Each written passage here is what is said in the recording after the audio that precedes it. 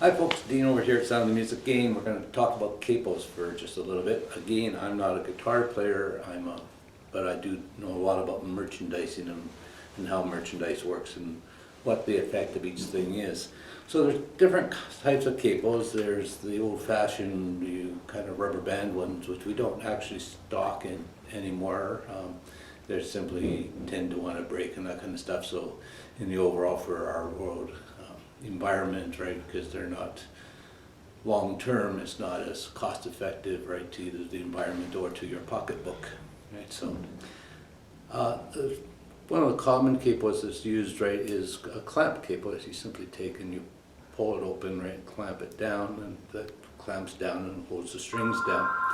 Function of the capo, right, is to take, right, and to change the key, right? So it's virtually what it's actually doing, right, is it's just simply taking and holding down all the strings at a different point on the fingerboard to give us, right, the new keys to work on. So if I capo a different note up here and I played the same chord, for example, if I capoed up one tone, right, I would be, or actually one half tone, say I'm on the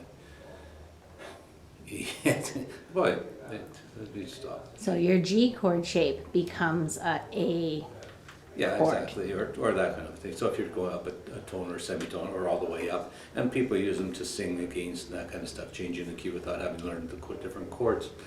One of the things that does happen though, I'm just going to show you this with the tuner. Okay.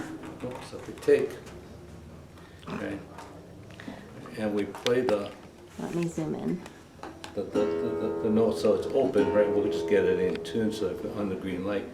If I put the capo on, it's important, right, that I don't bend the string, because if I bend the string, right, it's going to change the note anyway, right?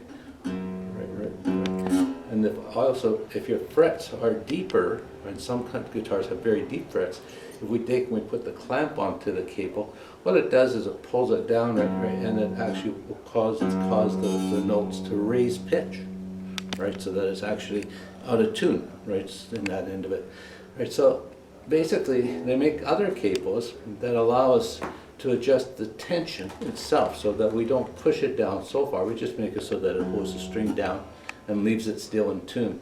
So we have different capos doing that kind of a thing as well. I'm just going to set this guitar down. Right, so we have this type of a shove capo, which is adjusted here, and then just adjusted at the bottom with the thread, and we're able then to set them up. Right, we also have an inexpensive, right, Pro capo here, and again it's just a little screw that moves the bottom in, and we can adjust it. The other thing to notice is some capos are curved, right, because some fingerboards are curved, and some capos are straight across. Some capos give us a notched effect, letting us take and put it on either type of guitar. Right, so basically not expensive, right? Capos can range anywhere from the $13 to the $40, $50 mark. And the other fun thing here is they have a new capo called Spider Capo, and it lets you set up alternate tunings, right, with your guitar, so that you can actually decide which strings actually get capo. And there's lots of information on that, and lots online with it too.